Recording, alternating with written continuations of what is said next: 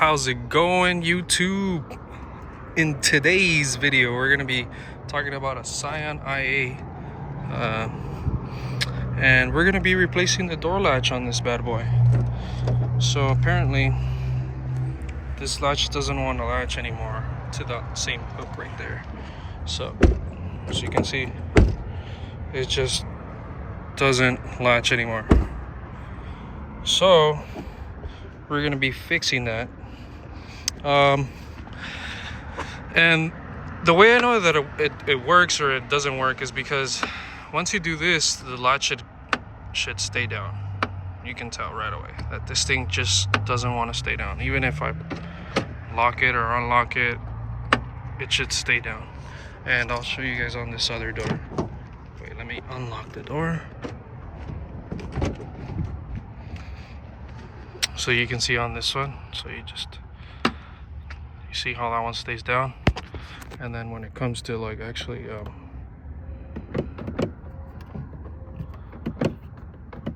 should go back up. See that? Went back up. See that?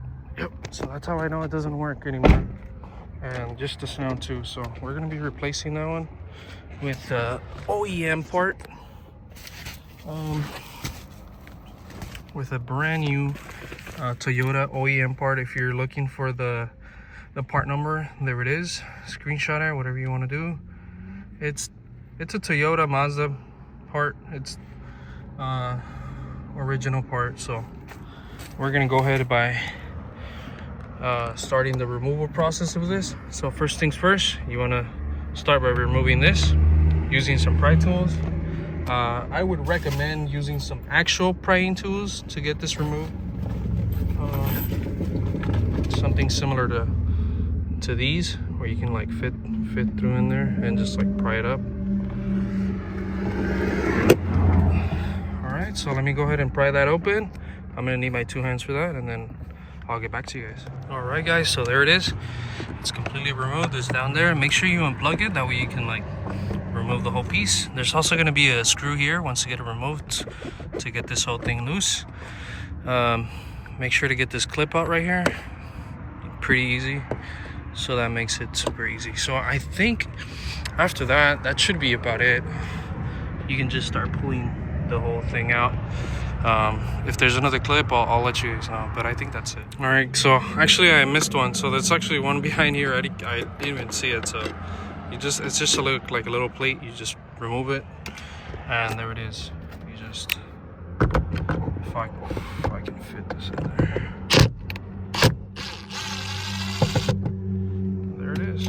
Just grab it, remove it, and the whole thing needs like some force to get out. So it's pretty loose right now. So there it is. I think I just got it free. So there it is. So now I just gotta remove these clips from right there. I'll show you with the better. All right, so I actually removed the whole entire panel away from it. This actually just slides out. So what we're gonna do, we're gonna remove this.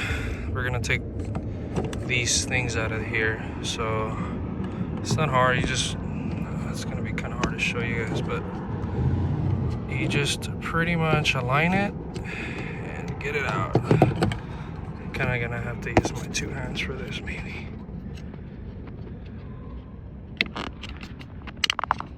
So there it is, just like that. And you'll do the same for this one. This one seems to be different, to be honest. Might be just like a pull thing. I'll see. I'll show you guys right now. Yeah. So this thing, you just pry it up with the. So you see how it has like a little hook. Pretty much just pry it up with this away from.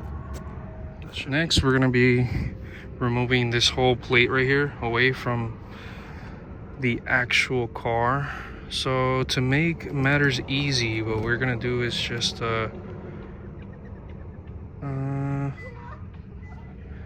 think these are all sensors, to be honest, like crash sensors. I'm not too sure what these are, but just to be safe, I'm gonna go ahead and disconnect the battery first, and then I'm gonna remove all these wires. This one, maybe not all of them, but just enough where I can get inside here, put my hands in here to remove the actual piece.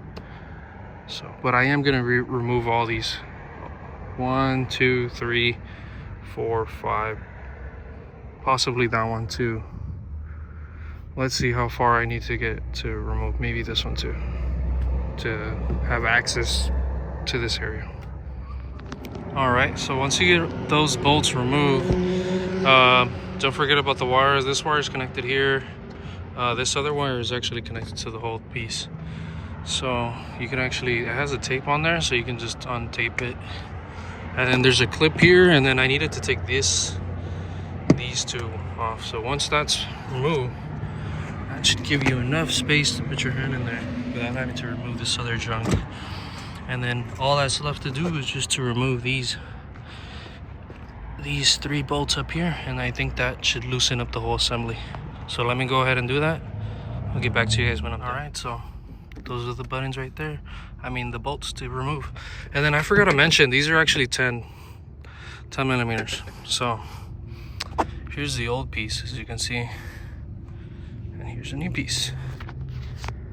Out with the old, in with the new.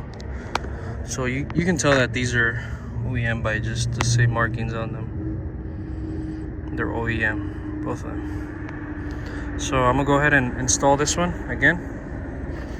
So pretty much what you want to start is hooking this back piece up.